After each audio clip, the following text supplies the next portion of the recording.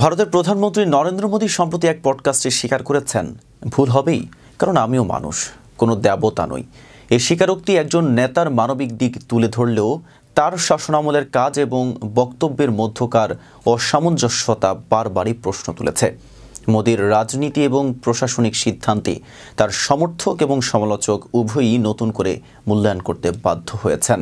মোদী পডকাস্টে অকপটে নিজের ভুল স্বীকার করলেও তার শাসনকালে নেওয়া বিভিন্ন সিদ্ধান্তের প্রভাব যে কতটা গুরুতর ছিল তা নিয়ে আলোচনা হয়েছে বারবার।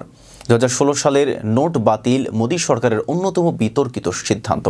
পডকাস্টে তিনি ভুলের কথা স্বীকার করলেও নোট বাতিলের ক্ষতির জন্য কোনো দুঃখ প্রকাশ করেননি। এ সিদ্ধান্তে দেশের আর্থিক ব্যবস্থায় অস্থিরতা দেখা দেয়, ক্ষুদ্র ব্যবসায়ী এবং নিম্ন আয়ের মানুষদের জীবিকা বিপন্ন হয়। অথচ এর মাধ্যমে কালো টাকা রোধ বা ডিজিটাল লেনদেনের প্রসারে তেমন কোনো বড় সাফল্য পাওয়া যায়নি। মোদী সরকার 3টি কৃষি আইন প্রণয়ন করেছিল, যা কৃষকদের মধ্যে ব্যাপক অসন্তোষ সৃষ্টি করে। 1 বছরব্যাপী আন্দোলনের পর সরকার আইনগুলো প্রত্যাহার করতে বাধ্য হয়। এই ভুল সিদ্ধান্তের দায় স্বীকার করলেও এর ফলে যে মানবিক ও আর্থিক ক্ষতি হয়েছে তার কোনো প্রতিকার আজও পাওয়া যায়নি। পডকাস্টে মোদী নিজেকে শান্তির পক্ষে একজন শক্তিশালী কণ্ঠ হিসেবেই তুলে ধরেছেন, কিন্তু তার শাসনামলের সাম্প্রদায়িক বিভাজন এবং দাঙ্গার সংখ্যা বৃদ্ধি পেয়েছে। গুজরাট দাঙ্গার স্মৃতি আজও মোদীর বিরুদ্ধে এক অন্ধকার অধ্যায় হিসেবেই রয়ে গেছে। মোদীর নেতৃত্বে প্রণীত নাগরিকত্ব সংশোধনী আইন এবং জাতীয় নাগরিক পঞ্জি ভারতের সংখ্যালঘু সম্প্রদায়ের মধ্যে গভীর অনাস্থা সৃষ্টি করেছে। দেশ জুড়ে ব্যাপক প্রতিবাদ এবং দাঙ্গার সৃষ্টি হয়।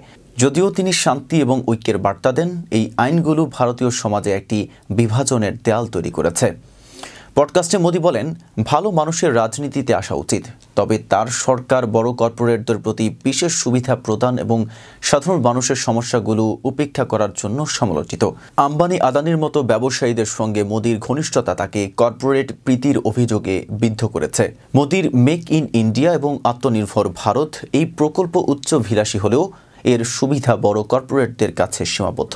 মধ্যবিত্ত এবং নিম্নবিত্তরা ক্রমাগতই মূল্যস্ফীতি, বেকারত্ব এবং বৈষম্যের শিকার হয়েছে। মোদী যদি সত্যি ভালো মানুষদের রাজনীতিতে আমন্ত্রণ জানান, তবে তাকে জনগণের জন্য প্রকৃত কল্যাণমূলক কাজই করতে হবে।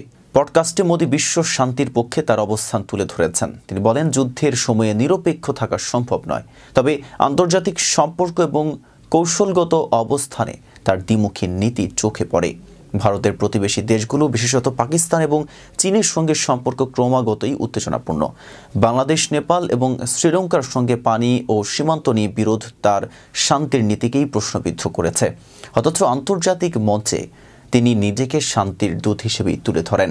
মোদীর বক্তৃতাগুলো প্রভাবশালী, আবেগময় এবং অনুপ্রেরণাদায়ক।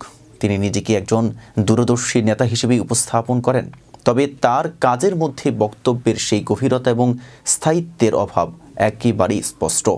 মোদীর পডকাস্টে তিনি নিজের ভুলের কথা স্বীকার করেছেন, যা তাকে মানবিক দিক থেকে অনন্য করে তোলে। তবে অনেক সমালোচক বলেন, এটি তার রাজনৈতিক ভাবমূর্তি পুনর্গঠনের একটি প্রচেষ্টা। আত্মপ্রকাশ এবং নিজের ভুলের স্বীকারোক্তি একটি ভালো উদ্যোগ হলেও সেটি যদি কেবল প্রচারের জন্য হয়, তবে তার স্থায়িত্ব নিয়ে প্রশ্ন থেকেই যায়। নরেন্দ্র মোদী একজন প্রভাবশালী রাজনীতিবিদ, যিনি ভারতের রাজনীতিতে নতুন দৃষ্টান্ত স্থাপন করেছেন। তার নেতৃত্বে ভারত অনেক নতুন উদ্যোগ গ্রহণ করেছে, তবে তার শাসন আমলে কাজের চেয়ে কথার মাধ্যমেই বেশি চর্চিত। যদি মোদী সত্যি ভুলের জন্য দুঃখিত হন, তবে তার শাসনকালে নেওয়া বিতর্কিত সিদ্ধান্তগুলোর প্রতিকার করতে হবে।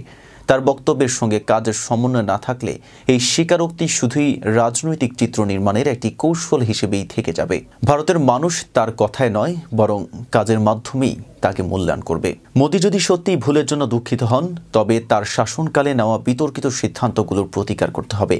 তার বক্তব্যের সঙ্গে কাজের সমন্বয় না থাকলে এই স্বীকারোক্তি শুধুই রাজনৈতিক চিত্র নির্মাণের একটি কৌশল হিসেবেই থেকে যাবে। ভারতের মানুষ তার কথায় নয়, বরং কাজের মাধ্যমেই তাকে মূল্যায়ন করবে।